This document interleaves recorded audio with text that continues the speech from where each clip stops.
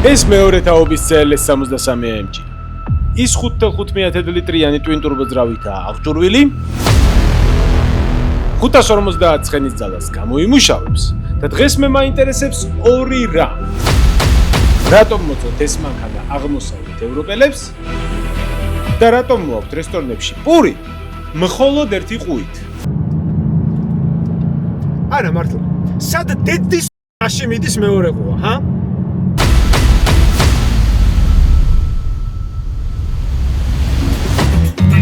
ალბათ თქვენ ძალიან გაინტერესებთ აღნიშნული ფაქტი, ისევე როგორც მე, მაგრამ რადგან ეს არხი ავტომობილებზეა, ამიტომ მოდი ჯერ მანქანაზე ვისაუბროთ.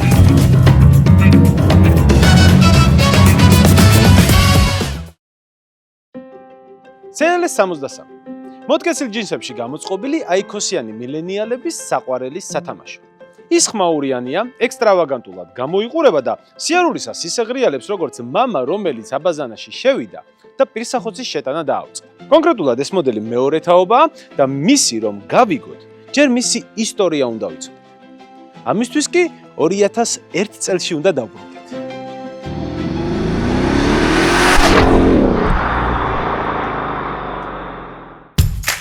2001 წელი. ლინკინ პარკი მღერის რომ არ აქვს მნიშვნელობა რამდენად მაგრად ცდილობ, მწვანე კაცი ჭამია პრინცესას იტაცებს სასახლიდან, ხოლო თბილისში თბილისობა მაშინდელ რესპუბლიკის მოედანზე იმართება. ამ დროს მერსედესი ფულში იხსჯობა. ბოლო 50 წელია ის ნომერ პირველი ბრენდია მსოფლიოში. მისი მანქანები გაყიდვების რეკორდებს ხსნის და იმ 90 წლის კაცივით უღალატოა, ვისაც ბოლოს 25 წლის წინ აუდგა. თუმცა ეს არ ნიშნავს, რომ მერსედეს პრობლემა არ აქვს. მერსედესის მანქანებს აკლია ერთი მთავარი სექსუალურობა. W200, ML163 ეს მანქანები იმდენად სასურველია ახალგაზრდებისთვის, როგორც მუწუკი პირველ კურსელი გოგონასათვის. ამიტომაც ახალმა თაობამ ნელ-ნელა თავის კონცენტრაცია და ყურადღება გადაიტანა BMW-სკენ და Audi-სკენ. ამ დროს კი მერსედესში დიზაინერების აჯანყება იწყება. მოგბეზრდა მოსაწყენი ავტომობილების ხატვა. ბოლოს და ბოლოს ჩვენი ავტომობილებით ფიურერი დადიოდა. მოდი რა მე განსაკუთრებული შევქმნათ. მაინც რა გინდა შედამპალო ფაშისტო, რა გინდა რომ დახატო, ჰა? არ ვიცი, მაგრამ რაიმე განსაკუთრებული, რაც სულ საგიფორი აქებს ადამიანს. მოდი რა გავაკეთოთ კუპე, რომელსაც 4 კარი აქვს, რატომაც არა? ნაი, ჩვენ გერმანელები ვართ, ჩვენ წესებს არ ვარღვევთ, გინდა კომფორტი, იყიდე სედანი, გინდა სიჩქარე, იყიდე კუპე. ესე არ შეიძლება, ასე არ შეიძლება, ეს რევოლუცია. სწორედ ეს იყო პირველი CLS. ის არ იყო უბრალოდ ავტომობილი, ის იყო აჯანყება 4 საბურავზე. ლეგენდარული M13K, W211-ის პლატფორმა, მაგრამ უფრო განიერი საბურავის კვალით და საოცარი გასაგიჟებელი სილუეტი, რომელიც ის იაფორიაქებს ნებისმიერი მამაკაცის გულს, როგორც შიშველ მკერდზე გადაცმული თეთრი მაისური. ეს იყო ავტომობილი, რომლის საჭესთანაც ერთნაირი წარმატებით შეგეძლო გცმოდა როგორც ნათლი მამას, ისევე მწვანე ქუჩის ხულიგნების პერსონაჟივით. ამ მანქანაში სტილმა და ფეთქებადობამ იდეალური ბალანსი იპოვნა და რა თქმა უნდა ყველამ შევიყვარეთ.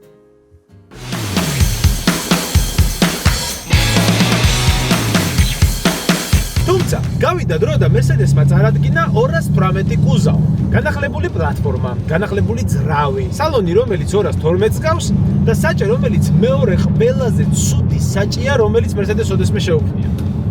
კიდევ კარგი ამ მანქანის მეპატრონემ საჭე გამოცვალა და აქ უკვე ეგ საჭი აღარ დგას. აქ უკვე სწორი საჭე დგას.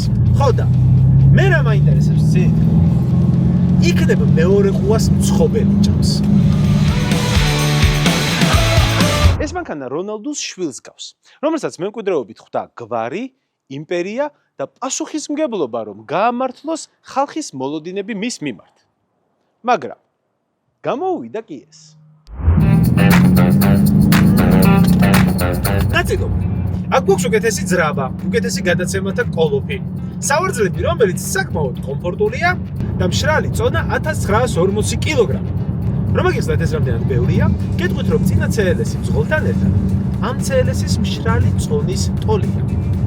ასევე ეს წონა უფრო მეტია ვიდრე 2 პოლარული დათვი ერთად და 1.5 Honda Civic. თუმცა უნდა აღინიშნოს ისიც, რომ აქ გვაქვს ძალა, რომ ეს წონა ათრიოს. და აქ მივედით ახლა პირველ მიზეზამდე, რატომაც შეიძლება რომ აღმოსავლეთ ევროპელებს ეს მანქანა უყვარდეთ. და ამ მიზეზს ქვია დრაგი.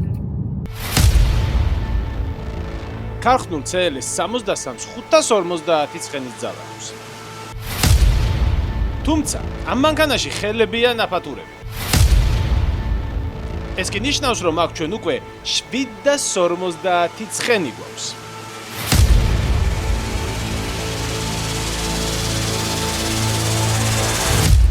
მოდი ვნახოთ, რას ნიშნავს 750 ცხენი კარგად გაკეთებულ CLS-ზე.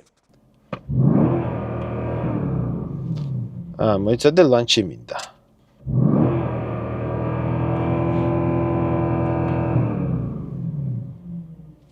რატომღაც ლანჩი არ აქტიურდებოდა და რომ გამეგო რამე შლებოდა, გავაკეთე ის, რასაც ყველა პროფესიონალი აკეთებს. Vamos aqui agora com uma CLS 63 MG. First up, of course, is make sure that all four doors are shut. Then make sure that the steering wheel is the dead center position.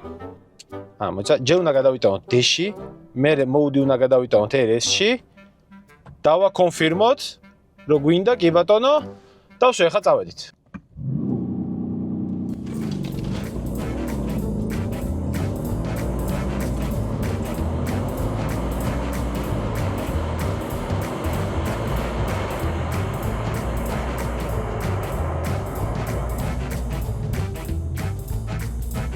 Нихуя себе! Კარგად დაწე. შედეგები საკმაოდ კარგია. თუ გავითვალისწინებთ იმას, რომ ეს არის 1940 კილოგრამი, მე ვიტყოდი, რომ ძალიან კარგია. ამ მანქანის 0-დან 100-მდე დაფიქსირდა 3.5, ხოლო 402 მეტრი გაიარა 11.18-ში. თუმცა, აქ არის რამდენიმე ფაქტორი. პირველი, საბურავები კარგად არ მქონდა გახურებული, მაინც არ ვაწვალეს, ხვისი მანქანაა, არ ვიცი, როგორ აიტანს ამ ყველაფერს და აღარ მივაწექი ბოლომდე და მეორე, სულ 2 ლონჩით გავაკეთე ეს ყველაფერი. დარწმუნებული ვარ, მესამე, მეოთხე ლანჩს ცოტა რომ დამესვენებინა და თავიდან დამელონჩა, კიდე უკეთესად ივლიდა რა.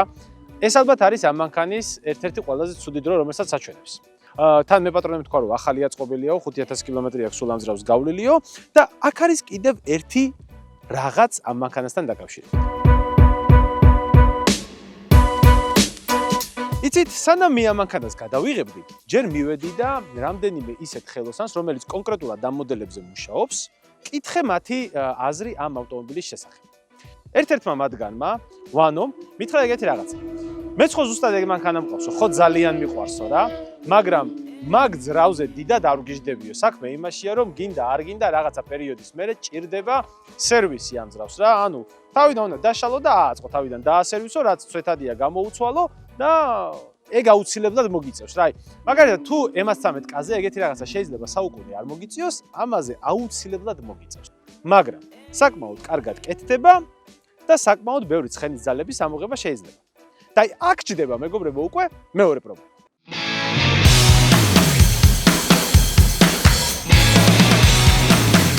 როგორც უკვე გითხარით, ამ ძრავიდან შეიძლება 1000-ზე მეტი ცხენის ძალის ამოღება. თუმცა, ყველაფერი ასევე ტკბილად და მარტივად არის, როგორც ამერწიან დადებაში ჟღერს. ამ მანქანაზე აყენია 7G ტრონიკ გადაცემათა კოლოფი, რომელიც მაღალ თორქზე ვერ მუშაობს.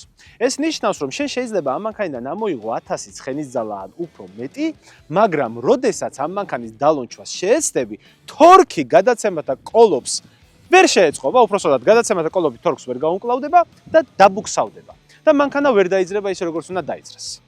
ამის გამო მე აკეთებენ ხოლმე გადაცემათა კოლოფის გაძლიერებას, მიდიან უამრავ ხარჯში და როდესაც ამ მანქანას დაახარჯებენ ხოლმე დაახლოებით იმდეს, რამდენის თავის დროზე რომ დაგემატებინა, წახვიდოდი და Porsche 911-ს იყიდდი, გადიან დრაგზე და იღებენ მესამე, მეორე ადგილებს. იმიტომ რომ პირველი ადგილი Porsche-სია. ანუ რა გამოვიდა? რომ CLS-ი დრაგისთვის არ არის? კარგი, თუ CLS-ი დრაგისთვის არა, მაშინ რატომ ყიდულობენ აღმოსავლეთ ევროპელები მას? იქნებ ტრეკისთვის.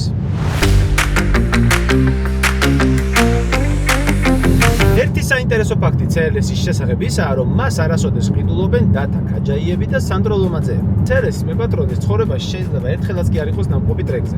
მათი უმეტესობისთვის დიდი S-ი უბრალოდ Shift S-ით დაწერილი S-ა და მეტი არაფერი. მიზეზი, რატომაც დათა ქაჯაიები და სანდრო ლომაძეები ამ მანქანას არ ყიდულობენ, არის წონა და მისი გადანაწილება. როგორც უკვე გითხარით, ეს მანქანა 80 კილოთი უფრო მეტია, ვიდრე მისი წინამორბედი. არც მისი წინამორბედი იყო მაინც და მაინც ტანმოვარჯიშესავით მოქნილი და ამას წონა უფრო დაემატა. კი, ახლა შეიძლება ვიღაცამ თქვას, რომ მაგას წონა თუ დაემატა, ცხენის ძალებიც მოემატა და ეგ პრობლემა მოგვარდაო. მაგრამ არ არის მეგობრებო მასე? ნახეთ, შენ ცხენის ძალები შეგიძლია მოაგვარო აჩქარების პრობლემა, მაგრამ ვერაფერს უზავ ინერციას. ანუ, როდესაც მიდიხარ ამ ხელა წონით და მოსახვევში შესვლა მოგინდება, ამ დროს შენზე ზემოქმედებას იწყებს ცენტრიდანული ძალა. ცენტრიდანული ძალა არის ძალა, რომელიც შენი ცენტრიდან შენს გადაგდებას ცდილობს. და რას უფრო მძიმე ხარ, მით უფრო მეტია ამ ცენტრიდანული ძალის ზემოქმედება შენზე. უკეთესად რომ მაგიხსნათ, გეტყვით რომ თუ ამ მანქანას ზედმეტი 100 კილოგრამი აჩქარებისას შეანელებს 0.1 წამით, მოსახვევში ის მას შეანელებს 0.6 წამით. ანუ გამოდის რომ ამ მანქანის ზედმეტი წონა 6 ჯერ უფრო დიდი პრობლემაა მოსახვევში, ვიდრე სტარტისას. და შედეგად ვიღებთ ამას. აი ეს ხრიალის ხმა აქედა მარცხნიდან რომ მოდის და ეხლა მარჯვნიდან რომ წამოვა. ამას ქვია მეგობრებო სნოსი. ქართულად ნაკლები მოხვევა, და ან ცხვირის ჩოჩება და ინგლისურად understanding. კიდევ უფრო მარტივად თუ გინდათ აგიხსნათ, გეტყვით რომ სირბილით მოსახვევში რომ შევიდნენ, ასე აკირა ბევრად უფრო მარტივად და მსუბუქად გაივლის იმ მოსახვევს, ვიდრე სარა არაბიკი.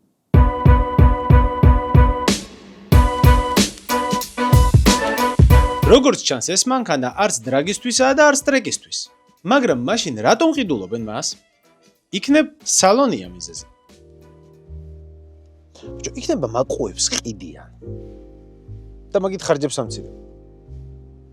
მაგრამ არა, ყუავის რა თუნდა ვინ აიღეს. მოკლედ, აქ ყველაფერი დაახლოებით ისევია, როგორც W212-ში, რა ძალიან გავს ეს სალონი W212-ის სალონს. აქ არის ეს დამბერები გაკეთებული, მაგის ქვემოთ ღილაკები, ზემოთ მონიტორი, აქ ეს მარეგულირებლები, ანუ ძალიან გავს რა. ყველაფერი პოზიციურად ისევ იქ არის, სადაც 212-ია, უბრალოდ ფორმები აქვს ცოტა შეცვლილი. და შედარებით ცოტა უფრო პრემიუმია რაღაცეები, ვიდრე W212-ში. უფრო მეცაც გეტყვით, სავარძლები და საჭე ჩვეულებრივ CLS-ში, რომელიც რესტაილინგი არ არის, ზუსტად იგივეა, რაც W212-ში. ანუ, ფაქტობრივად ამ მანქანაში ეს საჭე რო არ გქონდეს ახლა შეცვლილი პატრონს, რო დაჯდე თვალები დახუჭო და საჭეს მოგიდო ხელი, ვერ მიხვდები W212-ში ხარ თუ CLS-ში. ეს ჩემი აზრით ძალიან დიდი მინუსია მანქანის, იმიტომ რომ როდესაც მანქანას ცალკე კლასი აქვს, მას ცალკე შეგრძნებებიც უნდა ქონდეს. ერთადერთი მიზეზი, რის გამოც შეიძლება მიხვდე რომ CLS-ში ხარ და არა W212-ში არის მისი პატარა ადგილი მძღოლისთვის. აქ ბევრად უფრო პატარა ადგილია ვიდრე წინა მოდელებში და თქვენ წარმოვიდგინეთ ვიდრე W212-ში. მაგალითად მე W212-ში აქ ფეხს არ ვურტყავ. მთელი გზა დავიღალე გაზზე რომ მიდოს ფეხი, აი ამას ვურტყავ ფეხს და ვერ ვედი. ზოგადად მივხვდი რომ ეს მანქანა არის ალბათ საშუალო და უფრო დაბალი სიმაღლის მქონე ადამიანებისთვის. იმიტომ რომ CLS-ში ერთ-ერთი მთავარი პრობლემა ჩემთვის რაც არის დაბალი ჭერი. ნახეთ რას გულისხმობ.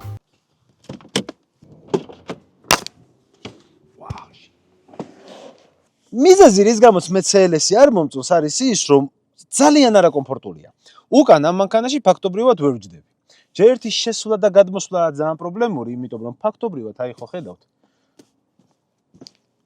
ანუ ვერ გადმოვეტევი ეს. ესე უნდა დავწიო თავი, გადმოვიდე, მე აქედან ეს ფეხი უნდა გადმოვიტანო, იმიტომ რომ ადგილი პატარაა. უი, ვერ გადმოვაკ დაჟე. კაი, მოიცადე. აი ესე. რანდა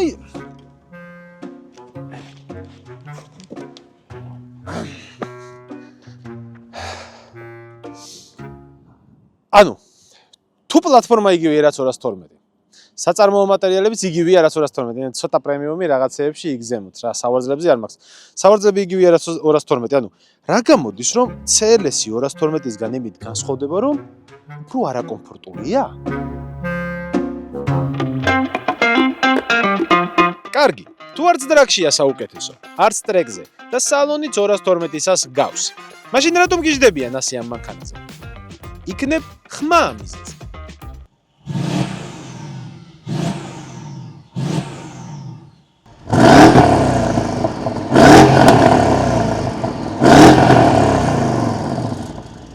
არა, ხმა ბაზარი არა. ხმა მართლა კაია. ანუ როგორი ხმა აქვს, იცი? ჩემ 6 დაურს ხო ძალიან მაგარი ხმა აქვს.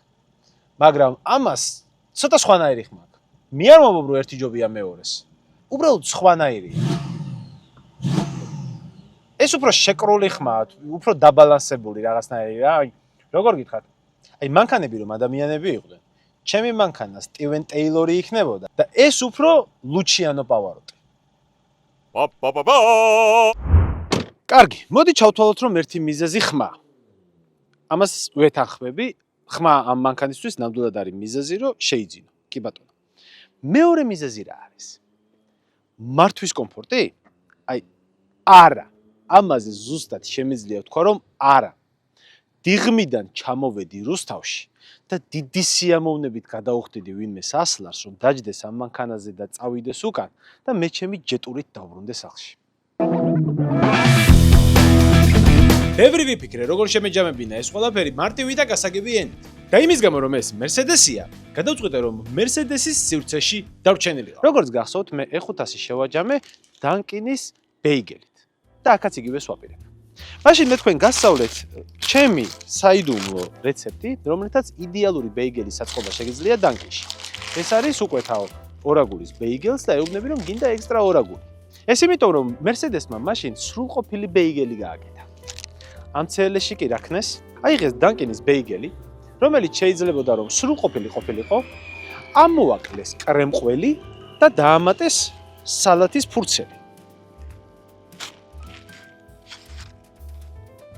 ვინ აწყობს ბეიგელს ასე?